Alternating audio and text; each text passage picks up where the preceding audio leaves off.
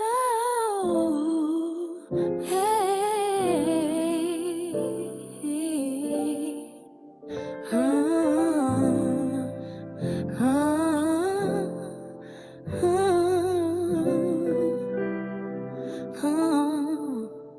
Healing is not a choice, it's a must.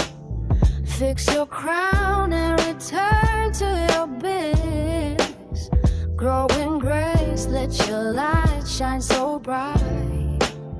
Let God guide your path through the night. Lift your head, wipe the tears from your eyes. Feel His love like the sun in the skies. He'll just rise and let your heart blow. Let Him place joy where the pain used to show. He'll sustain, let your spirit be free. It's your time now, just believe and you'll see.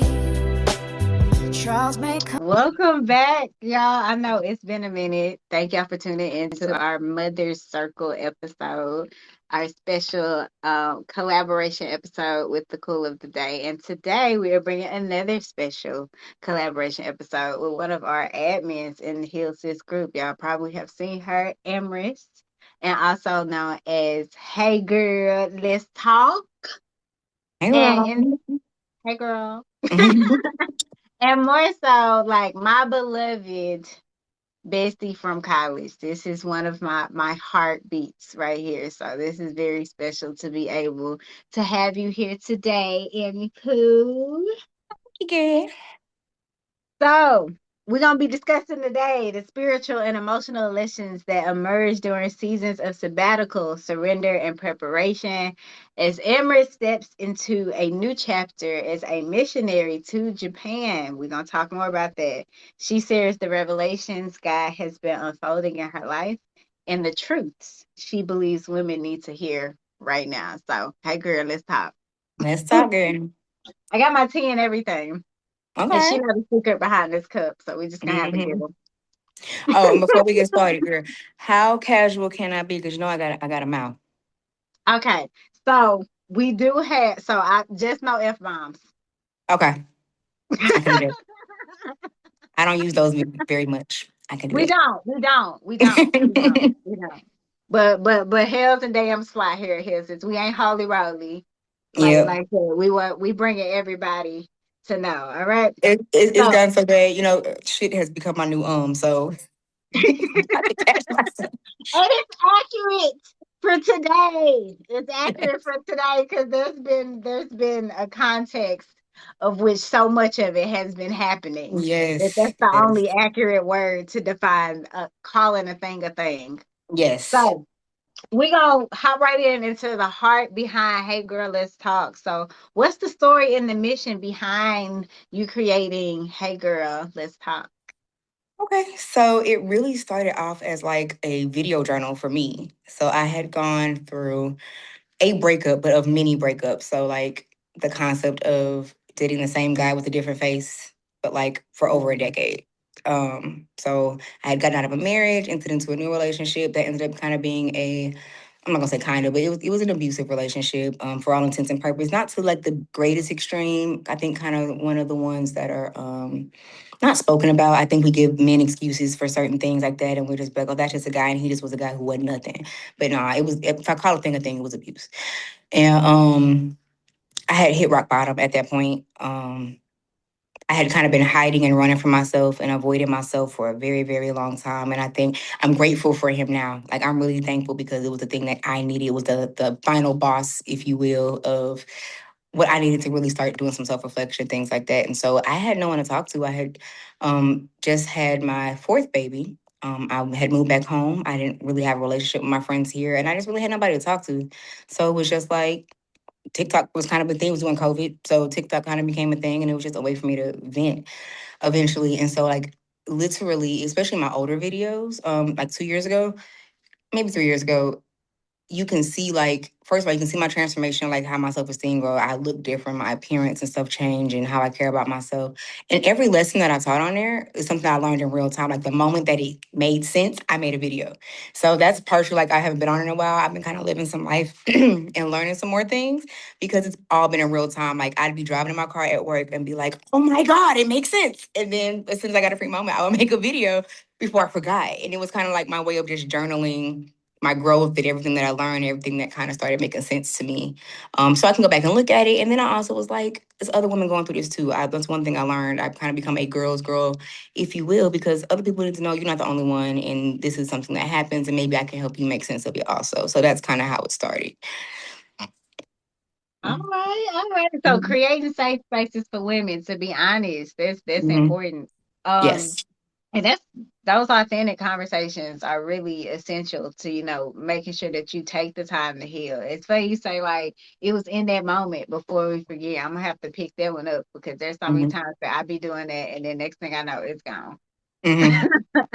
So we're gonna start talking about that sabbatical season because you were briefly talking about that time when you were creating Hey Girl Let's Talk. You were going through a sabbatical when God was pulling you away to prepare you for what you're doing now. And Mhm. I've been blessed to see that unfold over what, almost a decade and a half?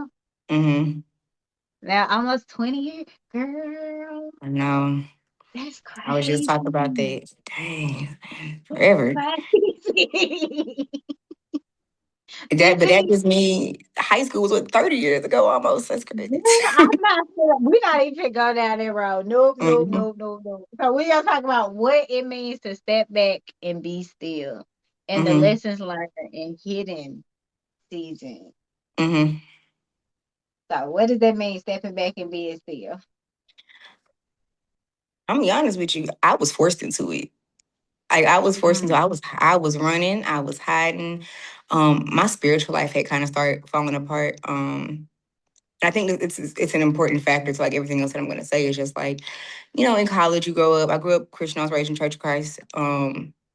And I understood some of the Bible, but the way it was taught was it didn't stick. It didn't really make sense to me. I would ask questions. People weren't really able to answer questions for me.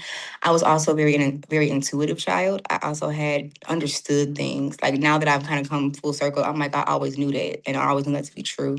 So by college, and you start meeting other people, getting other ideas. And so I had stepped off into other spiritual practices. I never stepped away from Christianity, but I was curious about others. So it was like I always had my foundation, but I was, studied Africana studies in college. That was my minor. African religions were very interesting to me. I never got like deep into witchcraft, but some of the practice that is witchcraft, like for the no people that say it's for the good or whatever. Just some like how does that work? Voodoo and hoodoo and cometicism and all these things. The thing that kind of stuck with me most though is just like it's not even a religion, it's science. The quantum physics of it all, and we talk about manifestation and things like that. And I learned so much from those things. And by the time I got to this point where we're talking about sabbatical, it was just too much. Like all of it was too much yeah, information. I didn't know what was true and what wasn't.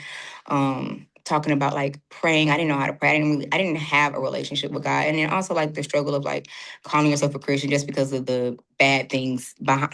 Yeah, it is some bad things. People give it a bad reputation. Force things on people's throat, and it's used for colonizing and all this. Like it was a lot. So in this season, I think I was forced to sit down.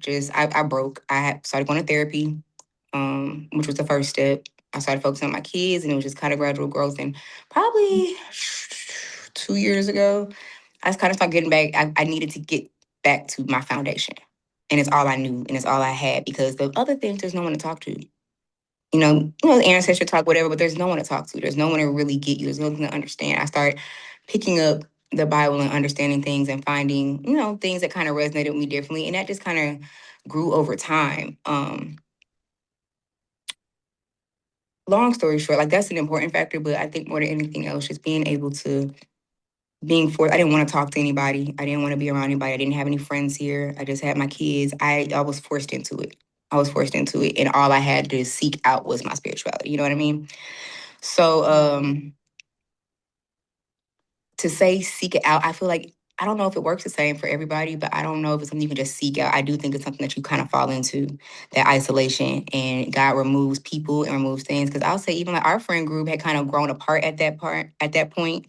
And it was hurtful at the time and it contributed to my pain, but I didn't have nobody to depend on. I used my friends as a crutch. I used people as a crutch. I learned going through therapy, like it was to a point where I didn't know who I was unless I was standing next to somebody else. And Mm. so it was like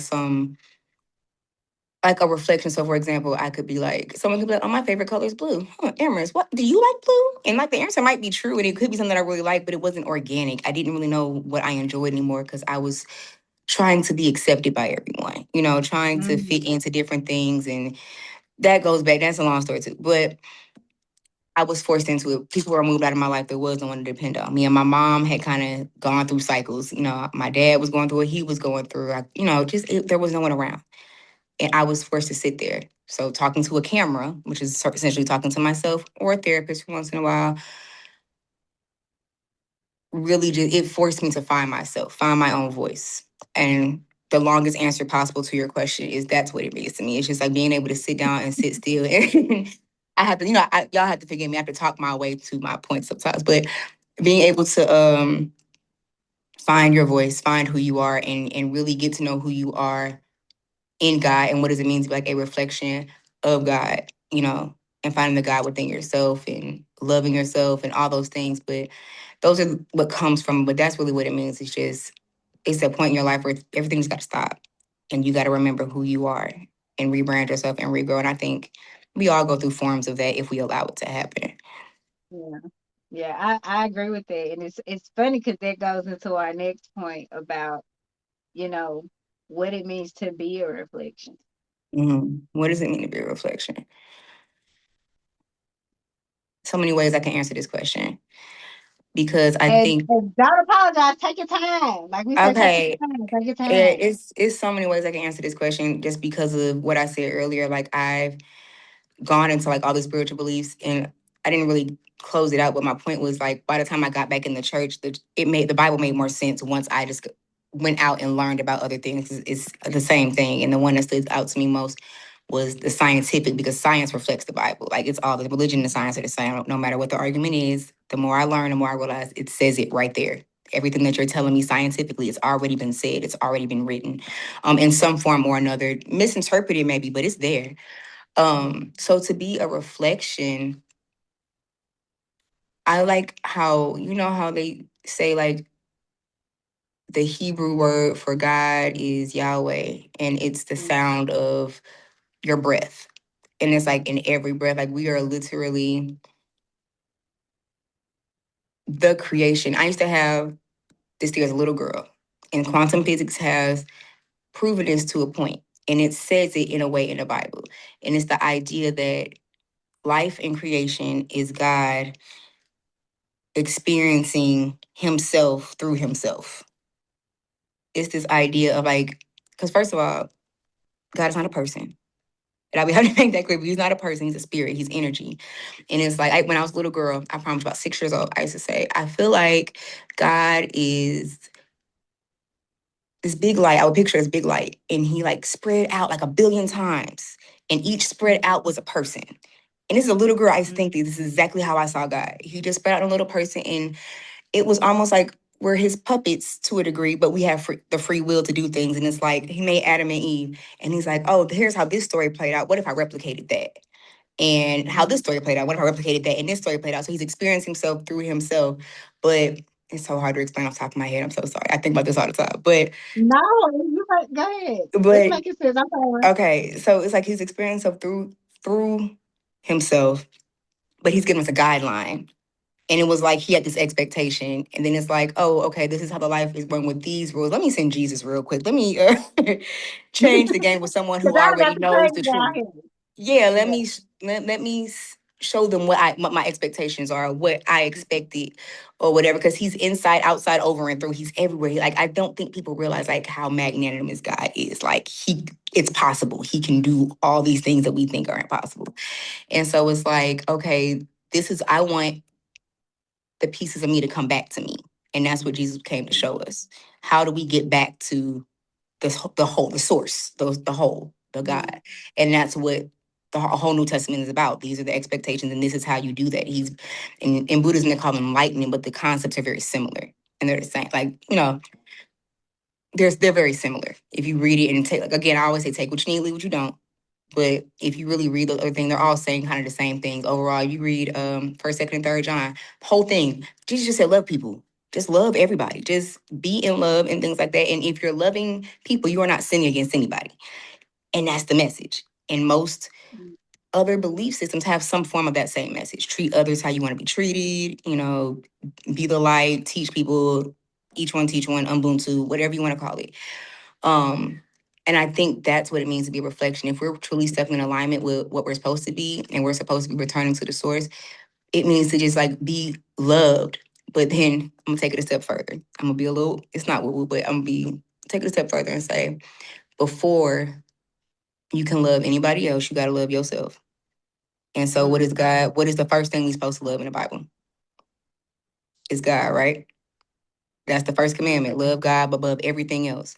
And if you understand that you are that reflection or you are that light that is God, then you have to love the creation, love yourself, and love all those things. If you love yourself, and again, you're not sitting against yourself, you're doing the things that God told you to do, respecting the temple and things like that, that is in fact honoring Him. And you're praying, and we can talk about manifest and things like that. Prayer and it all goes together. When you're praying and you're honoring, and you're doing those things. That is an act of self love. Is also an act of honoring God. Once you can do that, and you feel secure in yourself, then you reflect that back out to other people, and you're loving other people. And so I think, from my story, I was doing it backwards. I was trying to love other people into loving me instead of loving myself. So I had the capacity to love other people and then being a reflection of that so that light can be spread that way. And it doesn't work that way. It can't, Yeah. because because like I said, if loving yourself is an act of honoring God, then loving other people is idolatry. Yeah. Girl, talk about it. So, And what he do with idols? He make a fool out of them, turn them into mm-hmm, ash. mm-hmm. So if That's you would exactly say what one, happens.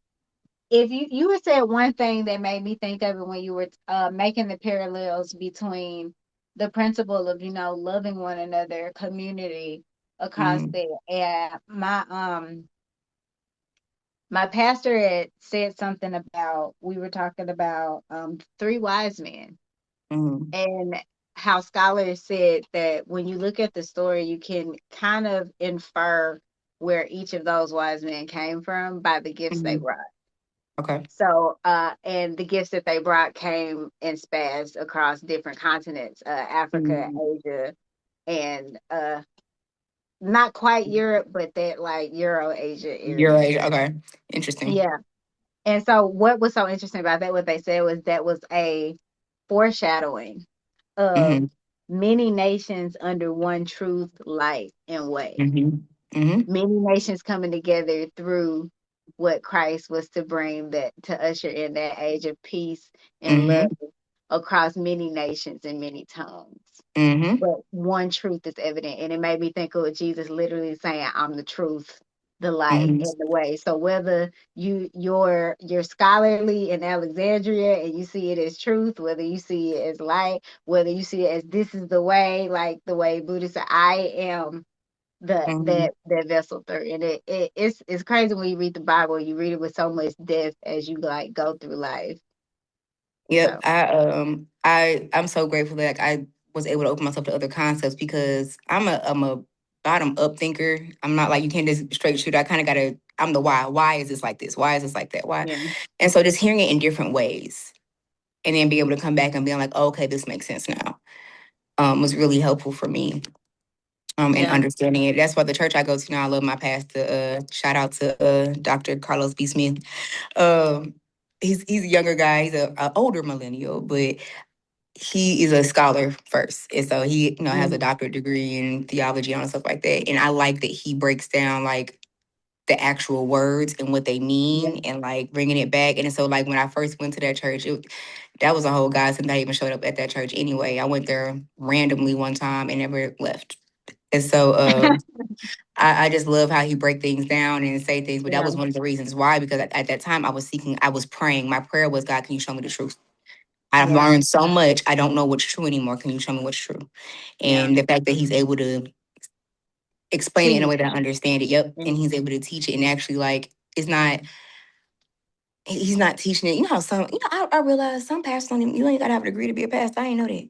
I thought You you had to have a didn't. degree. You don't. You I don't. didn't I did not realize it. And I realized like just going to different pairs and things like that, there's so much misinformation out there and to have someone that's Mhm. educated enough to say this is what this is. And then also have a background. I mean, he's from Detroit. And he'll say, I look like this now, but I'm from Detroit. I said, I got a history. I done been through and I like that because he can relate to everybody. You know what I mean? Yeah. But that's what I needed at that time. So yeah, for sure. I'm trying to Dope, find new dope. stuff.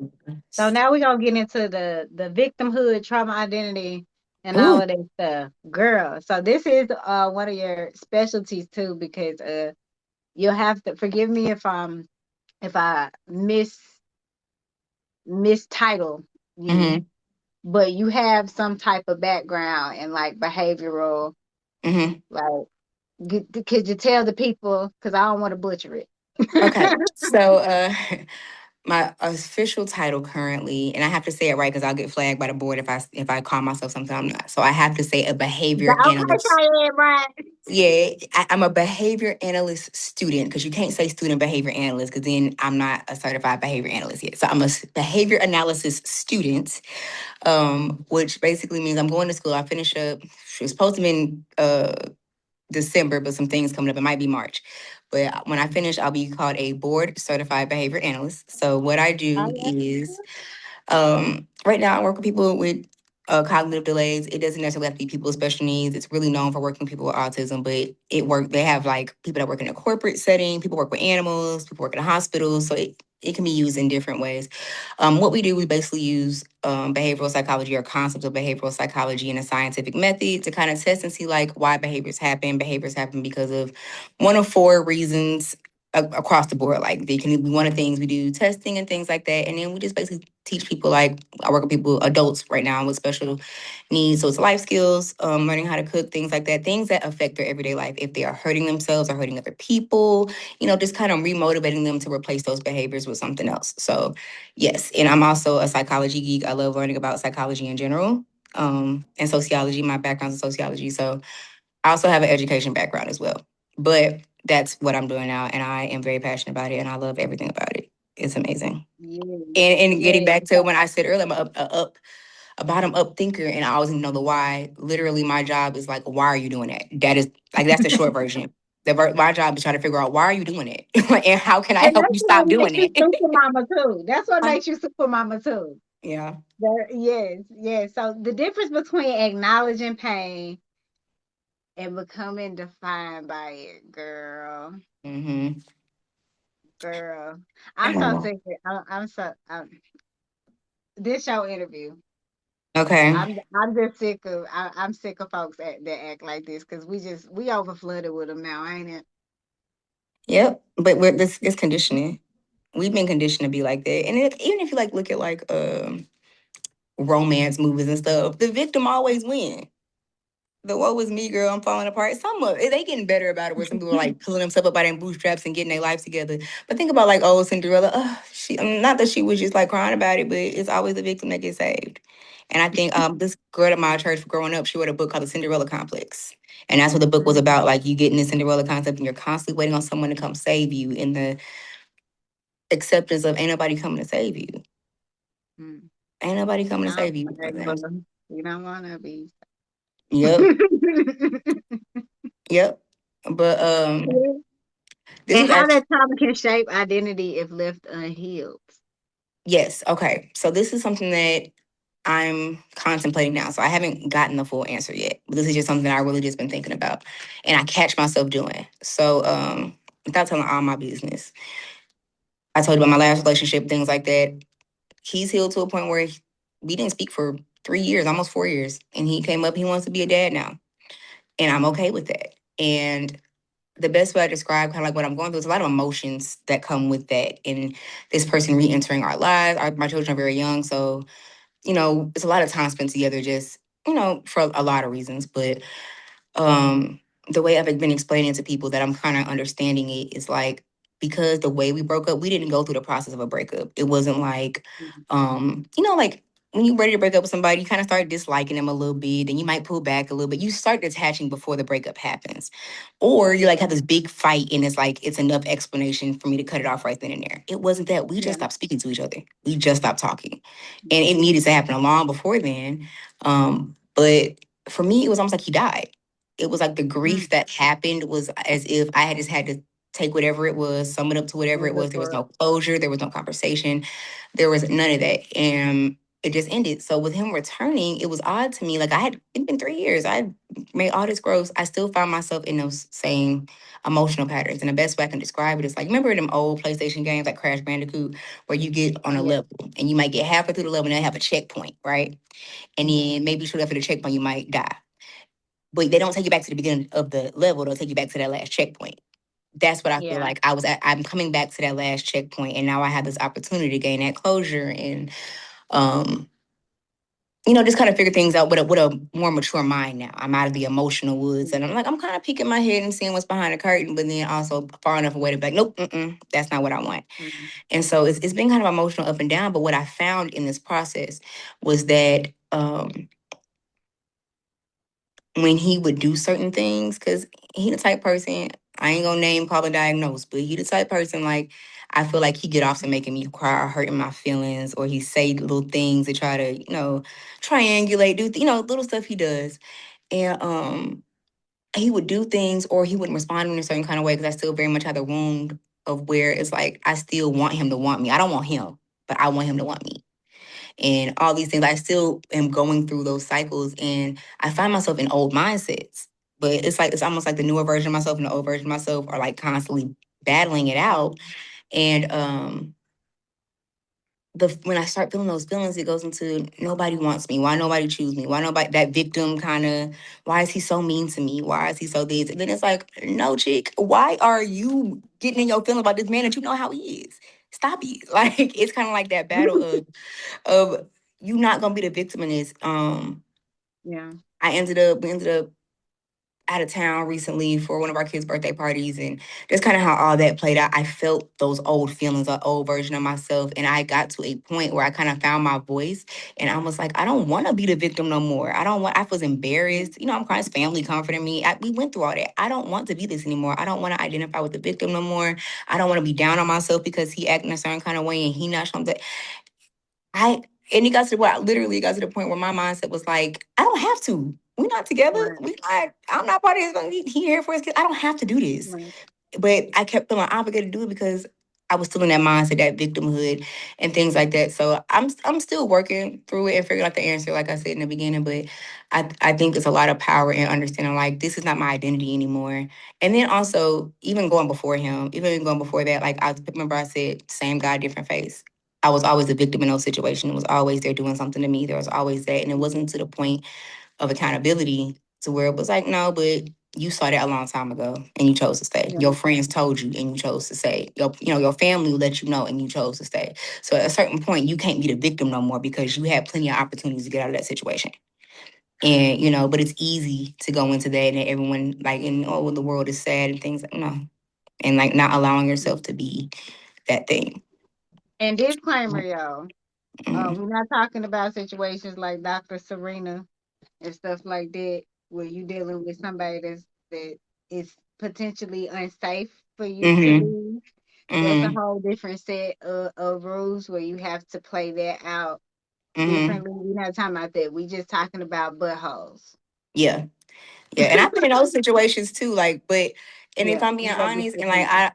I like I said, I've been in those situations, and I want to be clear that I don't want to make anyone like feel like like dumb. I don't think like sometimes when you're in a situation you feel like I'm so stupid. Like looking back, there's like a Yeah, phase in the grief of blaming yourself and regret right. and things like that. So me saying that this is me coming out of it, and I have to when I talk to other women and things like that, and I realize I say stuff and I go, oh no, I'm not judging you. Like I did it Yes, too. I'm telling you this outside looking in. This is right, not meant to criticize, but full accountability though. The right. signs are there in the beginning. Right. For whatever reason, whether it was because you were still in your victimhood, because you were still going through trauma, because you were healing, because me and my therapist were just talking about the cognitive dissonance of being Mm-hmm. with being with someone like my last three situations, almost all my relationships. It was almost like if I accept the fact that this person is cruel to me or mean to me or mistreating me, then I face the fact that I have to leave them. And if I have to leave them or if they leave me, then I have to accept that I'm not good enough. And that's my Mm-hmm. thing. But for everyone's why might be different. If I accept this, then I have to accept something harder. So it's easier to make excuses for that behavior. And that's not Right. anyone's fault. That's not anyone's fault. But and I tell anybody, I hate when people talk about what you should have did and what you should. It doesn't matter. It already happened, and this is what we're learning. So I'm saying it from a point of women that are coming out of this, that are learning through this, that may be going through that. Like, yeah, okay, but now you know moving forward, going into your next situation, these are the signs I need to look for up front because they're there. I knew that. Like I said, I had people on my team telling me, and I was, oh, but he this and he that. You can't do that no more. And that's what I mean by coming out of victimhood. Like if you still in it, you can't help. You see things totally different. Your brain is different. Your brain is altered. You see. But once you start coming out of it, and like let's say you and they coming back and you feeling weak and things like that, these are the things you need to remember. So I just want to be Right. really clear. Like if you in it, I'm here for you. Need somebody to talk to. I'm here. Somebody experienced it. But people that are in that limbo phase or coming out of it or healing from it, that's the message. Like just pay attention to that. And then I think we were talking about the other thing I was talking about accountability and repentance. Mm-hmm. Um That's what we would actually lead next. That's what okay. we I was gonna say do that next. that goes with that. Yeah. Like the hardest thing I had to do was blame myself. Mm-hmm. And it was what broke my heart the most. The angriest I ever been. And that was like the hardest and that was a year. Like I said, it's been about 4 years since my breakup. And like in the last three, like last year was the first year I actually started socializing again. I didn't socialize for almost 3 years. And Mm-hmm. so last year was when I was getting my feet wet. So the year before that, so the first year was angry at him. It was all him, was all this. I was being a victim. Second year was looking at myself. And that was the hardest thing. That was probably rock bottom for me because it's like, how do you stay mad at yourself? Like how you get mad and then being mad isn't hard. Giving yourself grace is the hard part about things. But what I learned That's when the was, self-care started waning. That's when you mm-hmm, start being mean to yourself and not mm-hmm. taking care of you. It's Yep. crazy how this stuff happens. Yep. And it's not linear because I still do it sometimes. I still beat Mhm. myself up and think back about, especially now with him being back around. I'll be like, how did I end up? Like, it'll come back around. But what I have to remember is, and this, again, those two conversations, that's about victimhood and accountability. I couldn't stop being a victim. I couldn't stop beating myself up, letting people beat me up and things like that until I took accountability because accountability lets you control the narrative. If Mhm. it is their fault, if it is something they did, if it's what they did, you can't do nothing about that. You can't do nothing about Mhm. nobody's behavior or whatever. But if you can talk about what you could have done differently, what you learned, Mhm. what you ignored, what you didn't pay attention to, then now it's like, oh, well, I can learn from that. And I can be different moving forward, and I can change that. Yeah. And so that's a Right. part of getting out of victimhood, and then taking it back biblically, talking about repentance. And this, like I said, I'm for all intents and purposes a baby Christian at best. I just happen to understand things really, really well when I hear things. So, was it our women's Bible study, or it might have been this regular Bible study? We were talking about I think we're still in First John, and I remember her saying something. We're talking about repenting and how we're meant to we're commanded to do it a very particular way. And I didn't know this. This is something I just learned. Like you repent to God, but you're also supposed to repent to a friend or someone you trust or a pastor and things like that. And it's important. And you first hear that like I ain't finna tell everybody my business like that. If I repent, that's between me and God. Right. How many times you say that? Between me and God, but it's very different. Just like it's different between you saying something out loud and writing it and typing it, it hits the brain Mhm. different. Because what ends up Mhm. happening is when you're accountable in multiple settings, you first, of course, are accountable to God. God, recognize I did that. I'm sorry. I did that. Also, when I talked about God being within self and self care, giving yourself grace. So giving yourself grace, first admitting out loud to yourself, I messed up. I did this thing and Yeah. this is my thing. And then recognizing, I like the best definition I said I got was in the Four Agreements, and he basically broke down the etymology of it in Latin. It basically means anything that goes against the self. And if you look at like the things that are listed as sins, they're all things that are going to put to your detriment. It goes against the self. And so that's kind of how, when I'm questioning, is this a sin or not? Does this work for my highest good? Is this something that's going to harm Mhm. me in some kind of way or harm others in some kind of way? And so, that accountability to myself. Oh my God, Amaris, why did you do that to me? Like me and me are two different people. Amaris, why did you do that? I'm so sorry, girl. I don't know why I did that. That conversation with yourself. Yeah, and it's like my higher self and my older self. Those conversations. Oh wow, I'm so sorry. And then be like, girl, that's a sin. Like you sinned against yourself. Oh dang, God, help me. I recognize this is a flaw that I have. Please help me in growing in that. I'm sorry. Second thing. So now it was like a kind of it's known. So it's a conversation between you and God.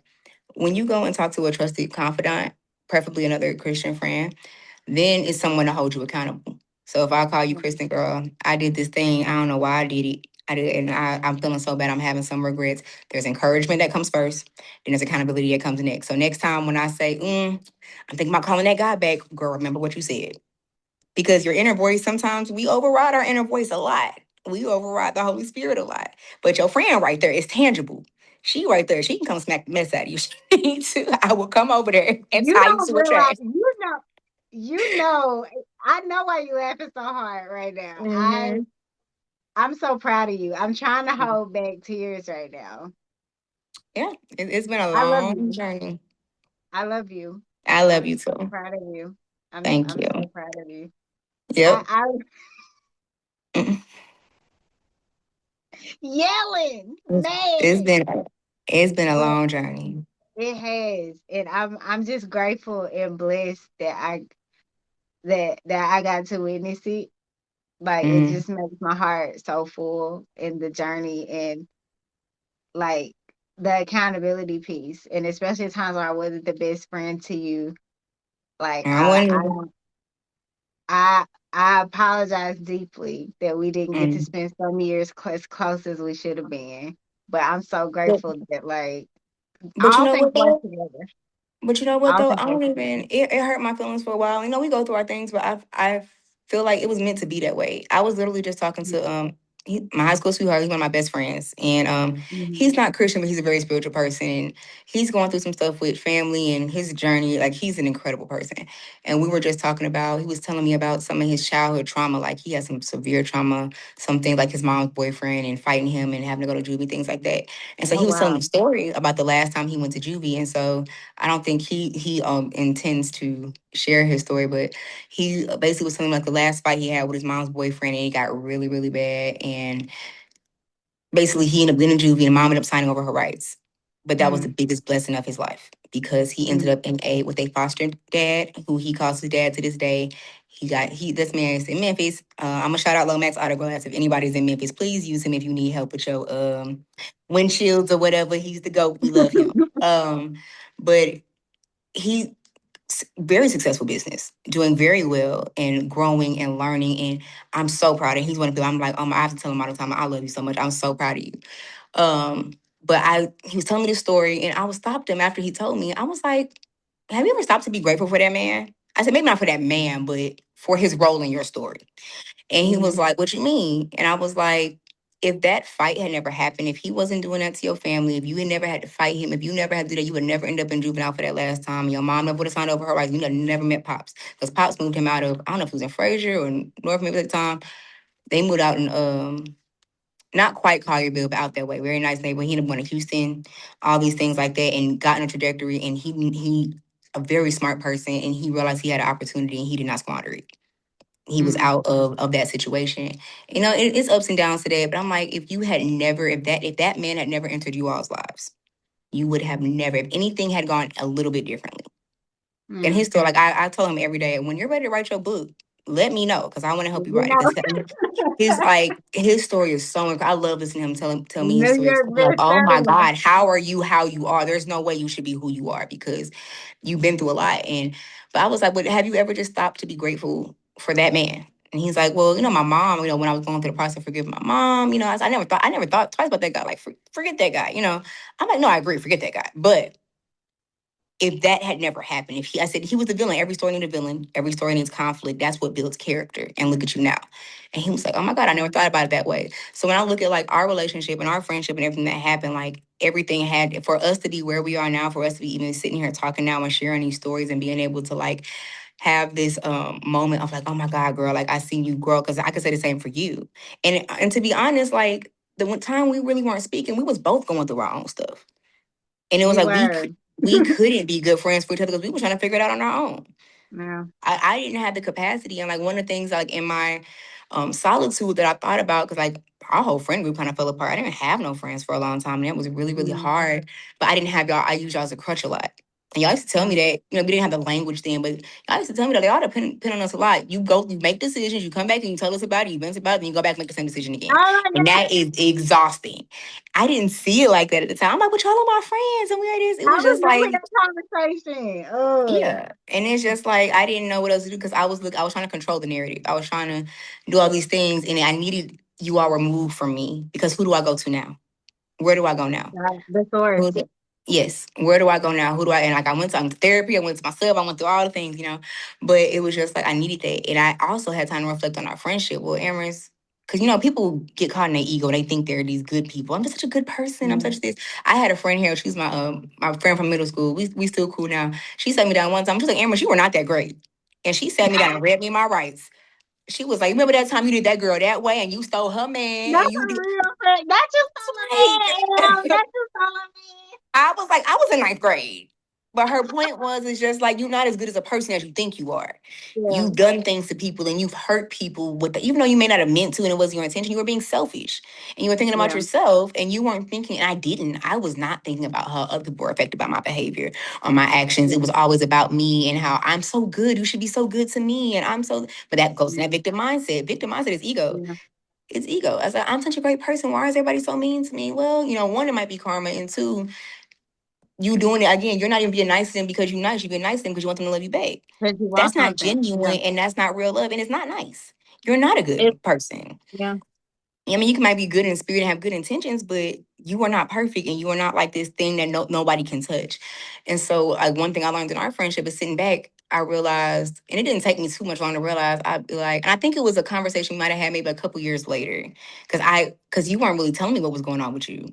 You weren't sharing those things, and it wasn't until you revealed those things to me. And it was like before I moved back to St. Louis. I called you once, and I was genuinely calling you to check on you, and you text me back and you said, I don't have the capacity right now. I got my own stuff going on. I can't deal with you. And I was like, oh my God, has it really gotten to that point where I always calling because I'm needy and not because when was the last time I checked and asked how you? And that actually was one of those times I just thought about you. I was calling, but I had overstayed my welcome with my own stuff that I didn't even recognize until later when I found out what you were going through, that you was going through your own stuff. And I felt so bad because I was like, dang, I've been adding stuff to her plate and all this stuff. And she was going through all of that. I had no idea. Nor did I even consider it. Just being considerate of other people. And so that was a lesson for me, like how to be a friend. What does it mean to be a friend? And how do you keep your friendship mutuals and not like depending on them and, things like that. And so that was something like if we had not have gone through that, I would have never learned that. And so that Mm. had to happen. So it's like I don't have any regrets because in order for us, again, like I said, in order for us to get here now, we had to go through all of that. So it's all made. What You it was just released something off my heart, Emmy. You just released um something off my heart, Emmy did Pooh. And I? I ain't even got no more tea left, but I just want to hold my cup right in the kidney. Right Yeah. in the kidney. Yep. But yeah, no, that was an eye opener for me. And like honestly, like that was like in the midst of my depression when everything started to crash out or whatever. So for a while all I had was my ex to depend on and he was unreliable. And so like I Mm. said, things all happen how they're supposed to. Well, they So I are. So yeah. we about to talk a little bit, but because we're gonna go right back to the struggle of identifying as a Christian today and how that's getting you to prepare for how you serve in Japan. So, Oh. you talked a little bit about how you got to navigate the world of religious confusion with, Mm-hmm. all of this stuff in your brain, and then finding a pastor that actually could break it down and make it make sense. So, I think that is one Mm-hmm. of our steps. And I think it's a very important thing because, me and you have been sister soldiers Mm-hmm. since our Mm-hmm. Memphis days. So I really want you to break down for the people distinguishing relationship with Christ from what we are seeing with this cultural Christianity I'm still thing. Yeah. struggling with you. I'm to be honest with you, I'm still like I said, for all intents and purposes, I'm a baby Christian. I struggle to Yeah. call myself a Christian. Like to say it out loud to other people and people ask my religious preferences, I fight for words because it's become such an aversive thing because I'm a pretty liberal person. I believe, anybody know me, I love everybody. I just want everybody to be loved and everybody to feel accepted. I don't care what you do, what you believe in. You could be a Satanist, you could be a lesbian, you could be whatever you. I love you. And I'm here for you. And what I had to learn and what I've been learning as I actually studied my Bible is like that was what Jesus was all about. That was the message. Like that's what it was. And Mhm. so it's such a bad connotation with Christianity. I have church hurt. I didn't realize that Mhm. until like going through these things. I've had some church hurt. I haven't seen great examples of what it meant to be a Christian. And so I really struggled. Like people talk to me, I'll be like, well, I'm a follower of Jesus. I like say that word because I don't want to be associated with that. Like I'd be like, and when I was before now, I used to be like, oh, I'm an open-minded Christian because I didn't want to be Yeah. affiliated with that. I even struggled going on this trip because I wanted to go like first of all Japan, heck yeah. But then I was like, oh, missionary, what does that mean? And they're like talking about like, Yeah. oh yeah, only 1% of Japanese people are Christian. Wait a minute, I'm not gonna go and invade these people's house. Like that's what colonizing is. Right. I don't want to be a part of that. It took me time to find out like what is this really about and what are we doing down there? Like what are we? I'm not in the business of convincing people of something. I'm all for answering questions. I'm all for spreading the Right. We're not word. selling Jesus. We're not Yeah, selling Jesus. I'm not with that. And so, once I kind of heard the mission stuff, it felt better. But I still very much struggle with that. And especially like I said, I still have like I can't unknow what I know. Going to those other religions and things like that. Sometimes those things do come up and I question things or I might misquote things. I always try to make sure I look up that that's what the Bible actually said and that I'm understanding it correctly. Um, I don't read the Old Testament without the Torah. I read them together. I specifically read them together because I want to know. My prayer has been, I need to know the truth. I want to know what's true and confirmation. I want to make sure I'm doing things correctly. I also struggle with my ego and myself. I know me and my friend going through very similar things. Like my divorce finally got finalized, thank God. But she's still kind of going through it, and we've had a debate. And she's a Christian, and my thing was, I'm like, I've been separated for 10 years. I have two children outside of that marriage. I've been separated 10 years. I said, what do you do when a person doesn't divorce you on paper? And so I would make the argument that we're divorced in spirit. We both broken our covenant with God. And so even though it's not on paper and legality, and she talked about what God said that the laws of the land stand and all that stuff like that. So she won't date and she won't do anything. She's also been separated from her husband from numerous years, and it's kind of keeping her stuck in a way. And so like I struggle with that part too. Like the Bible is not now, and real life and things, all of that. So those are things I'm still praying on and working with. So just calling myself a Christian and saying I asked you a question one more time because I was on to something. I lost my spot. No, What's the question again? it's fine. The question was actually distinguishing the relationship with Christ from cultural Christianity. Because, like, I hear a lot in there. The word that kept popping up to me is like they have hijacked the term Christian. Mm-hmm. Mm-hmm.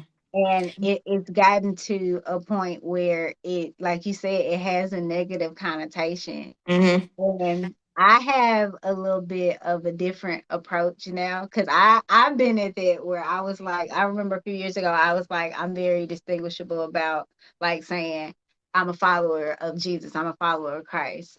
And Mm-hmm. then it came to me within the past year.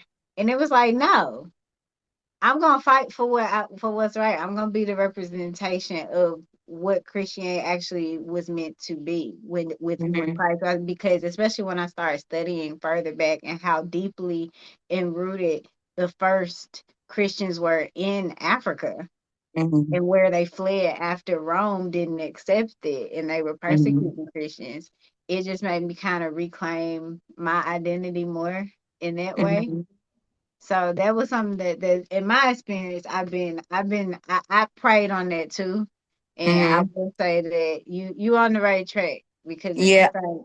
It's a walk every day. And even with you saying that, it still kind of reinforces kind of how I'm approaching it because the I don't know if the word Christian is actually used in the Bible. Back then they were It's just not. followers of It Christ. never was. They were They just were followers. followers of Christ. They They were met followers of Christ. Christ. They heard something that sounded great and they followed it. And that and like I aspire to that. And I have the dang, what is it called? It's one of them And it was Catholic called the prayers. way. They said that a lot of people back then they called it following the way. The way. It's a prayer. I have it on my mirror and I forget whose prayer it is. One of them Catholic prayers. But the prayer basically says, The prayer is asking for God to make me a light to the world. And so Mm. it's a poem. It's a poem that's written that way. And I heard it on Anne with the E. If you never watched it on Netflix, it's so good. I love that show. It's Um, Howard. Anne with the E is a take on Anne of Green Gables, Oh, but it's really good. But there was a scene when somebody passed away and they were reading it at her funeral, and it was called the prayer. I was not prayer, Saint Paul's prayer or something. But if I could find, maybe you can post it on the page. But basically, the prayer is saying, God, basically use me as I rise this morning. Use me as a light. Make it so that I have myself correct, so I can reflect that to the world. Make it so that my steps are correct, so my steps correct to the world. And it's on my mirror, so I can read it every morning because that's the goal. Like I always say, like I want people to look at me and know God. That's right, like the mantra. That's what I want. And so it's not necessarily about bringing people to Christianity per se, because I feel like people even right. I idolize the idea of being a Christian, of like of what Christianity is, and that's not a conversation that's had enough. And I think that's why I Mm. kind of step away from it. I know my church isn't like that, but overall, like the overall concept, like the idea of being a Christian is in and of itself an idol, the title of it. And so that's why I think I'm kind of like it makes me uncomfortable sometimes to say it. Like it just doesn't feel good in my spirit to be like that. And You so know it's just what like it I made want to me be think like, of? You know mm-hmm. what it made me think of? It made me think of this TikTok Christian girl aesthetic with the tumbler cup and the Bible Yeah. and And then they was mad at the Drewski. Christian influence. No offense, but Yeah. it, Hold on. it, it teases it up. It corporate it up. It Hello Kitty it up. Oh well, we ain't gonna talk about that Drewski video. Everybody was mad at when he was acting like them black Oh holy my roller pictures. What y'all God. mad for? What are you mad for? What do you Because mean for? he The didn't say nothing organic wrong. pub cup. He literally, Organic. he literally copied and pasted. Because I didn't know about that other preacher. I never seen them routines. He literally copied and pasted them You know, videos that y'all I didn't posted. find So out what are you about the mad other for? preacher until after, which was crazy. You know what was crazy to me? People was calling it blasphemous. I said, what did he say about Jesus though? What did he say anything about God? And that proves the idolatry though that Mm-hmm. you were talking about. And Mm-hmm. that's the point that we were getting to it. Like it's this cultural Christian phenomenon where it's just like, oh, I want to be in name. And even Jesus talked about that when he Mm-hmm. said, like, we'll say, Lord, Lord, we cast out demons in your name, we heal Mm-hmm. the sick in your And Jesus all name. but cussed him And, out. and we all and he like, and I would say, I don't know you. I Yeah. don't know you. Like when I was sick and I was poor and I was all these things and I was down and out, I'm the main person that y'all ran from. So y'all could go yell in the streets praying loud for everybody to see. So Mm-hmm. it's all the funniest thing was when I saw the dude carrying the cross on the wheels. Girl, so my pastor, he's hilarious. He's so funny. So he has a tendency to break down the Bible in 90s hood dialogue. Just so we Love all it. understand. Just so we First all of all, my understand what's going pastor on. is a Gen X pastor too. If your Yeah. pastor was rocking Adidas, Yes. like shout out to Change Church Pastor Darius Daniels, Yeah, cause it's that's hilarious. it. But I like so my and what's funnier about it. So my church, I love the foundation of it. So the area I live. If anybody's in St. Louis, I live in U City. So U City is known to be divided. Like it's literally divided. You can stand on one part and stand and look and see mansions on one side and projects on the other side, and the same street. Mm. And it's a very divided community. It's a very Jewish community. There's also an Asian community, and it's like pocketed. Like you can walk on one side, like, oh, this must be the Jewish community because all the Jewish businesses over here, and all the Chinese businesses are over here, and all the Mexican businesses over here, and all the Black people over here. It's very much still like that to this day. So this church, it was a Presbyterian church, I believe. They came together, and it was two white churches, and was like, we don't like this. We in the and we're my church is dead center of my city.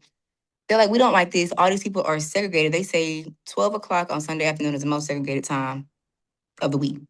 Everybody's, because places people don't intermingle. So they end up working with another church. They switched buildings to actually be in a center.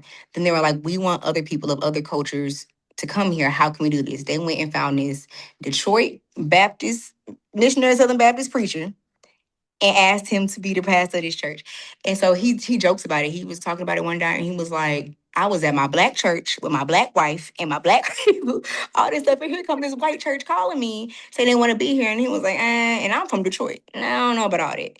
And so he said God just convicted him and came. Our church is growing so much. When I say everybody goes to that church, there's Asian people, white people, That's what black they're people, saying. all that stuff. But one thing about my pastor, he black and he gonna stay black. So when he say stuff, Right. I always look around. I just love seeing like older white people like amused. There's rich people, poor people. Like it's so many people that go to my church, and it's like a really, really well mixed church. It's how Christ intended. It's what Christ. Hmm. And I that's what he imagine said. Jesus was teaching. That That's was the what it vision for looked the church. like. That was the vision for the church. And he said they wanted church to look like how heaven looks like. That Oh, was the mission. And so and we've grown so much. We're at 3 services. We got shuttle service now. We on YouTube and not you yeah, YouTube and Facebook. We go live. All that stuff. We're doing things in the community. I like that they're actually doing community. They built a mental health service. So a few of our members are counselors. So they built a counseling center for the community. wow. They're doing their, and that's important to me. Like that was a big thing in finding a church is community service. And like, are you actually living the word? Are you actually doing things? Are y'all coming to church Mhm. on Sunday and then going back and sitting the rest of the week? And there's so many opportunities, youth program, children's churches, all like I love it. So, but anyway, I The bring him kids up. love it too, I bet. I know the kids love it I love too. the preteen program. My daughter's struggling through some things. The youth pastor there is amazing. Gully, he a rapper, he a Christian rapper. I like it's dope. But I bring him up. I had to preface it with what I'm about to say because you were talking about that story where guys I don't know you, and I can't. I think this is the same story, but the one I'm thinking of it sounds similar. But what I'm thinking of was the disciples that came to him, and they were like, "Hey Jesus, guess what we did? This guy was coming here and he was trying to cast out demons in your name." And we told him to go away. And Jesus looked at them and was like, "Are y'all stupid? Like, are y'all dumb? You telling me that this person learned the word and cast out demons in my name? And like this is how my pastor explained it, but he cool like the hood, like he'll bring up like old rap lyrics. He's hilarious. And so I was like, oh wow, like I've never read that story. I didn't know that. And he was talking about how, again, talking about how being the idea of being a Christian. I'm like, oh, I'm on God's team. I'm too cool. Yeah, you can't be sit with us. Basically, is what that was. You can't sit with us because we're Christians and we hang out with Jesus and you don't. And he's like, do you not get the message? Do you not understand what I'm trying to do here? And so that's what I think of. It's just like all these people are these disciples, and they Peter and John, and Jesus is like, "Are y'all done? Like, what? And they just want to What? wear the jersey. They just want to wear Yeah, the jersey and sit on the bench. yeah." And then put in Jesus' name. It be blowing me when I see those interviews with people that be like, talking all about Trump this and Trump that, and get these Mexicans out of here and all this stuff like that. Then they bring up some scripture, and they said, "But you're a Christian, right? But you believe this." And I had one guy who was like, "But I'm siding with Trump." Dang, it's like you said it outright. He questioned your Christianity and called you out, and you said you still sticking with what Trump said. Wow, that's crazy. Oh, I Because that found the was a verse. doctor outfit. That was a doctor's outfit. Mm-hmm. Yeah. The scripture that I stick with, I have it on my social medias now, is 1 John 3:18, and it say, "Little children, let us not love in word or talk, but in deed and in truth." And so I try to Mm. stick with that too. Like that's one of the ones that I kind of just try to keep in my back pocket. Like And what was that one? I ain't never. I have to go look that one up. First What was John 3:18. So if my our last so our church they don't do like regular Bible studies twice a year. We do like a 4 week or like a 3 4 week deep dive, and they have different classes you can choose from. So I chose they had a women's class, and so our women's class did a deep study into first, second, and third John. And they're oh very no. short. You can read them in one sitting. And Yeah. the whole thing was basically letters to like different churches. I forgot who wrote it. I think it was it John. Somebody Paul. Somebody wrote it. I be forgetting those details, but Mhm. he wrote letters to It different says people, they are basically saying, anonymous, but they do ascribe it to the Apostle John. yes, child. Okay. So yeah, so he basically letters he was writing to different people or whatever. And he basically was, I think Jesus had already passed, and he basically was writing these letters to say, this is what Jesus wanted you to know. And every last one of them was like, love everybody, love people, love what you want. And he talked about what love looked like. He talks about what antichrist mean, which we use that word all the time. Antichrist just means anything that's not of Christ. Mhm. Anybody who does not love is the antichrist, is essentially what he said. He talks about what love looks like and all those things. And I think just as a like just if you want to live a Christian life, read first, second, and third John. Because it Yeah, basically you writing letters saying like this is what the expectation is. Jesus is gone, this is what he left me with, and this is what he wants you to know. right. And All right. that's And so it. your church is the one sponsoring this trip to Japan, right? Yes. Awesome. That's phenomenal. So, Amber, thank you so much today. So, because this was so good. It's so needed. I'm just so Yep. happy to see your face. You are always beautiful. You've always been beautiful, and as you Thank you. matriculate, that TSU word Yes. Yes. through life. Mm-hmm. You have really, you just get fine as wine, honey. So Yep. So if I'm gonna hit my shameless plug. So hey girl, let's talk. yes, how can I people have reach you? Yep, I have two TikToks. I have Hey Girl Let's Talk, and that one's gonna be if you want more spiritual stuff or more like life lesson girl talk. That's my page. I also am an anime lover. Shout out another reason I want to go to Japan. My anime content or just me being silly and things like that, be being myself is Amaris Sharingan. That's both on TikTok and Instagram. Facebook is Amaris Bordes. I also have a Hey Girl Let's Talk page. I have not posted a whole bunch recently. I am posting about this trip. The mission trip is to Japan. It's July 19th through 27th. And we're going to Japan. We're doing a uh, gospel vacation Bible school. We're also doing English as a second language. As I said, my background is in teaching, and so I'm getting back in with the kids. It's going to be super exciting. They're supposed to take us into the community and practice their English with us, which is going to be really fun. So they're going to be showing us around Tokyo while practicing their English, which I think is going to be so You're gonna love exciting. it. They have a church, and so just to be clear, they already have a church established there. Some of our members are already there, helping them build this church for the people that are Christian there, and so we're trying to give opportunities for the kids and things like that. So, $2,600 is the cost. That's flight, hotel stay, food, and things like that. Supplies for the kids, and all those things. I really want to go above my goal because I'm gonna get all expense paid. That'd be wonderful. But I'm not being needy. But it's just a chance to be a mission and be in purpose. Like that was my. And I actually made a video today, and we didn't get time to talk about it, but I made a video today. I said I'm posting a video every day about reasons why I need to go on this trip. So day one was today, and I said that I manifested this, and it's a whole thing. And I thought, you know what, my first reason needed to be that it gives glory to God. That needed to be the first reason. Yes. And I started to correct myself tomorrow. I'll fix that. But yeah, I'm in my purpose. That was my prayer. That was my whole goal was to I want to travel and live in purpose. That was my prayer last year. And this trip came right after I started praying for that. And so, That's how you know you're in alignment, baby. yep, That's how you yep. know. You So in the so far, wheel. the first half is due May 31st. I need was that 1,300? I made $25. So if anybody can help, if you can't, I understand this economy is crazy. If you can share it with your church, share it with your organization, share it with your peers. If anybody's willing to help, I'm just praying that it gets in the right hands and we make this happen. So Yes, yes. So if this conversation bless you and you feel led to support Amaris, please, as she said, prepares for that, like she said, you can donate to support her and her missionary journey. It'll be in our description link and in our Heal Sis group. Pray for her. That is something that you can also do to prepare for her protection and her provision. And pray for share my this kids. episode with other people who may want to partner and really are inspired by this. And follow her ministry, Hey Girl, Let's Talk, and her anime page, which I didn't even know about. So I'm excited about Yep, that. it's my personal page. I'm just being silly old me. You get me Yes, uncensored. and I get so much joy. Thank I you. get so much joy You're seeing you welcome. be whimsical. Just so whimsical. So remember, y'all, healing is not an option; it is required. So I'm Coach K. Thank you so much, Amaris, and y'all have a wonderful night. Bye, y'all.